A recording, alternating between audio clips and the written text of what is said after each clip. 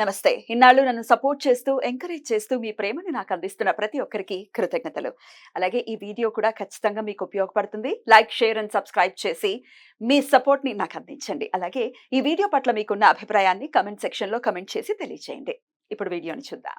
జ్యోతిష్య శాస్త్రం ఒక అద్భుతం. వేదాంగమైన జ్యోతిష్య శాస్త్రం అనేటువంటిది మానవ జీవన గమనానికి ఒక వరం. జ్యోతిష్య శాస్త్రం నీ జీవితంలో వెలుగునింపే ఒక భాష. ఆ భాష నీకు అర్థమైతే ప్రకృతి నీతో మాట్లాడుతుంది. అస్ట్రాలజీ నేర్చుకోవాలి అనుకునే వారికి అద్భుత అవకాశం. మురళీధర శర్మ గారి అస్ట్రాలజీ క్లాసెస్ అతి త్వరలో మొదలు కాబోతున్నాయి. 100% జాబ్ గ్యారంటీ. వివరాల కొరకు సంప్రదించండి.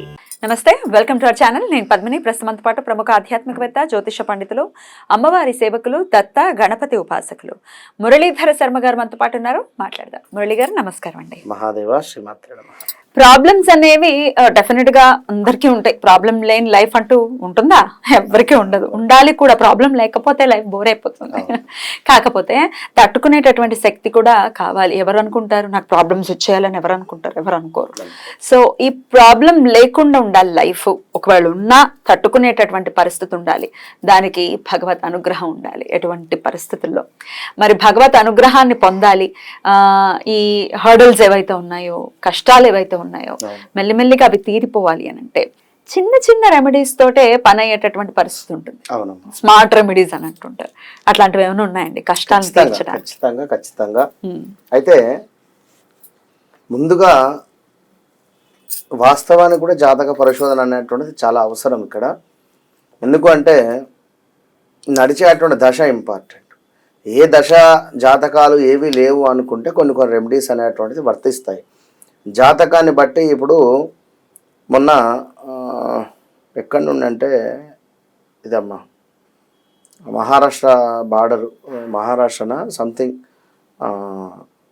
అక్కడ నుంచి ఒక ఆమె కాల్ చేయడం జరిగింది నిన్న మొన్న అపాయింట్మెంట్ తీసుకొని. ఆమెకు జాబ్ రిలేటెడ్ ఇష్యూస్ ఉన్నవి. సుమారుగా 2017 నుండి కూడా ఏ జాబ్ సరిగ్గా చేయలేకపోతుంది. జాబ్ రిలేటెడ్ ఇష్యూస్తోనే ఉండడం జరుగుతున్నది. ఇక ప్రజెంట్గా మరి ఎందుకు గురువుగారు పరిస్థితికి ఇది? నాకు సుమారుగా 5, 6, 7, 8 సంవత్సరాల నుండి కూడా అసలు ఎక్కడ నేను కరెక్ట్గా చేయలేకపోతున్నా అని చెప్పి మాట్లాడితే సరే అమ్మ మీరైతే ఒకసారి అయితే నాకు డేట్ ఆఫ్ బర్త్ పంపించండి అని చెప్పి చూడడం జరిగింది. 10వ స్థానానికి సంబంధించి అధిపతి సూర్యుడు మకరం పడింది. సూర్యుడు అక్కడ ఉండడం జరిగింది. మకర లగ్నము 10వ ఇంటికి సంబంధించింది. ఆమె లగ్నం వచ్చేసి ఇది 10 అంటే సుమారుగా మేషలగ్నమే, అంతే. మేషలగ్నం పడింది. ఇక ఈ యొక్క శనేశ్వరుడు తులాలో ఉన్నాడు. సూపర్గా ఉన్నాడు. కానీ 10లో ఉండేటువంటి యొక్క సూర్య భగవానుడు ఈమెకు అప్పుడే సూర్యుని దశ స్టార్ట్ అయింది. మేషలగ్నం 10లో సూర్యుడు ఉన్నాడు. 10లో సూర్యుడు ఉన్నాడు. ఈ సూర్యుని దశలోనే మహర్దశ, అంతర్దశ, మన మహాదశ, సూర్యుని దశ స్టార్ట్ అయింది. ఇక నేను అడిగా, అమ్మ పరిస్థితి మీకు జాబ్స్ ఒక అడ్మినిస్ట్రేషన్ కానీ లేదా ఒక హెచ్ఆర్ కానీ లేదా ఒక రూలింగ్ డిపార్ట్మెంట్లో ఉన్నవా లేదా మీరు ఎవరి కిందనైనా పనిచేసే జాబ్సే వస్తున్నాయా? ఫస్ట్లో వచ్చింది గురువుగారు మీరు చెప్పినట్టుగా ఒక 2.5 years చేసా, బాగుంది అది. తర్వాత అంతా ఎక్కడ పోయినా కూడా నాకు అంతా నెగిటివే బాగాలేదు అని చెప్పి మాట్లాడుకుంటూ వచ్చింది. సరే అనుకున్నా. నెక్స్ట్ ఆమెకు వచ్చేటువంటి దశ కంప్లీట్గా కూడా చాలా అద్భుతంగా ఉంది.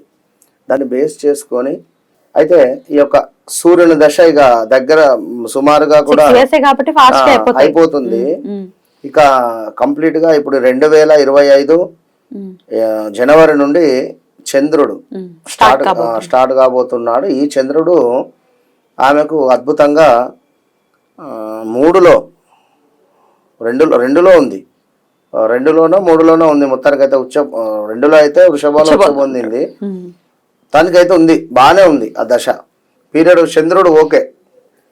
ఈ చంద్రుని పీరియడ్ వచ్చినప్పుడు మంచి జాబు కానీ లేదా అబ్రాడ్ వెళ్ళాలి అనుకునేటువంటి ఆలోచన కానీ, మంచి ఐఆర్ అఫీషియల్స్ పరిచయం అవ్వడం కానీ, అంతకుముందు ఎప్పుడో పనిచేసినటువంటి చోట నుండి ఎవరో మరలా వీరికి ఒక హెల్ప్ఫుల్గా వచ్చి మంచి జాబ్ ఇప్పించే అటువంటి పరిస్థితులు అయితే ఉండబోతున్నాయి.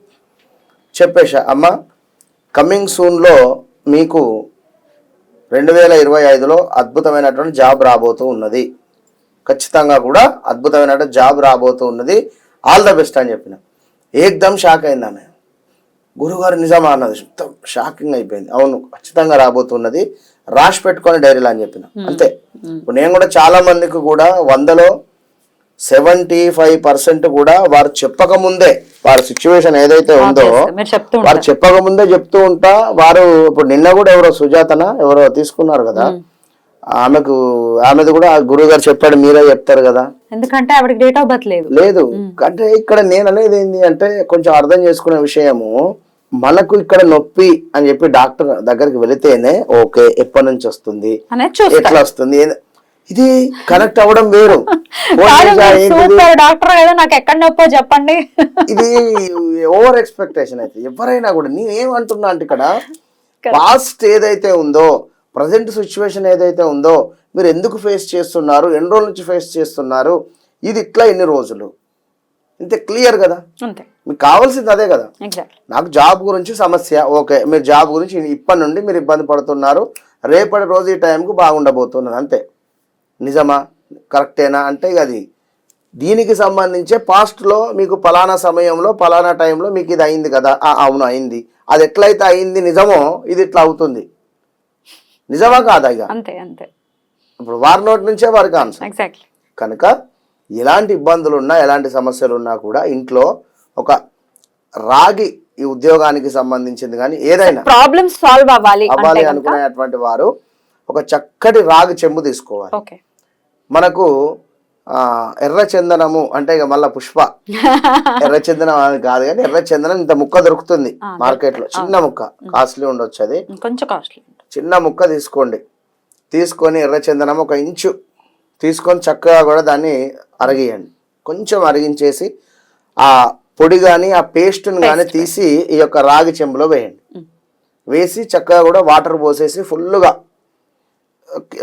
మన దానిపైన ఏదైనా ఒక మూత పెట్టేసేయండి. మూత పెట్టేసి ఇది మీరు పడుకునేటువంటి మంచం ఉంటుంది కదా, దాని కింద మీ తలగడ వద్ద మీ ఎగ్జాక్ట్లీ మీ తల ఎటు సైడ్ అయితే పెట్టుకుంటున్నారో అటు సైడ్గా దిశగా ఇది పెట్టేసి చక్కగా కూడా పడుకోండి.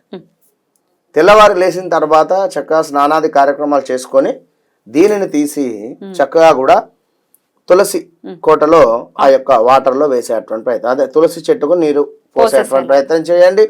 తులసి చెట్టు అయినా పర్వాలేదు, ఉసిరి చెట్టు ఉన్నా లేదా మారేడు చెట్టు ఉన్నా ఇందులో పోసేటువంటి ప్రయత్నం చేయండి. ఇవి ఏవీ లేవు అనుకుంటే ఎట్లాగో తులసి చెట్టు ఉంటుంది, లేదు అనుకుంటే శంకరుని మీద అభిషేకం చేయండి. ఇక్కడ తులసి చెట్టు వద్ద పోసిన తర్వాత మీరు ఇంటి నుండి బయటికి వెళ్ళే సందర్భంలో ఖచ్చితంగా కూడా ఆ తులసి చెట్టు వద్ద కొంచెం మన కింద నుంచి ఆ యొక్క మట్టిని తీసి కాస్త నుదుటన అదేవిధంగా మీ కడుపుకు కూడా రాసుకోవాలి. నాభి వద్ద అండ్ ఇక్కడ బొట్టు పెట్టుకునేటువంటి ప్లేస్లో ఆ యొక్క మట్టిని రాసుకొని నమస్కరించుకొని మీరు వెళ్ళండి. ఖచ్చితంగా అద్భుతమైనటువంటి ఫలితం మీకు కనబడుతుంది. మ్యాజిక్ మీరే చూడండి. ఎన్ని రోజులు చేయమంటారు ఈ ప్రక్రియ? ఇది 41 రోజులు చేయాలి. మండలం ఏదైనా 41 రోజులు చేస్తేనే ఒక ఎలాంటి సంకల్పం ఉన్నా, ఒక వివాహం కానీ మరొకటి ఏదన్నా ఒక 10 హోమాలు చేస్తే, నేను చెప్తా పెద్ద కోరిక ఏదైనా ఉంది 10 హోమాలు చేసుకో కంటిన్యూగా, డే బై డే 10 హోమాలు ఖచ్చితంగా పని అయిపోతుంది. అంటే 10 హోమాలు అంటే ఓ వేలు కాదు, సామానుకు మొత్తం అంతా అయ్యేది 2500 కంటే ఎక్కువ కాదు, 3000 వేసుకోండి, అంతకు మించి ఎక్కువ కాదు. విన్నారా? 10 హోమాలు చేస్తే ఇక వైబ్రేషనే వేరే ఉంటుంది. అంతే. రైట్ అండి, అద్భుతంగా వివరించారు. ఒకవేళ పీరియడ్స్ లో ఉంటే ఆ టైంలో ఆబ్వియస్ గా చేయకూడదు, అయిపోయిన తర్వాత చేసుకోవాలి. రైట్ అండి, చాలా చక్కగా వివరించారు మురళి గారు. నమస్కారం అండి. మహాదేవ.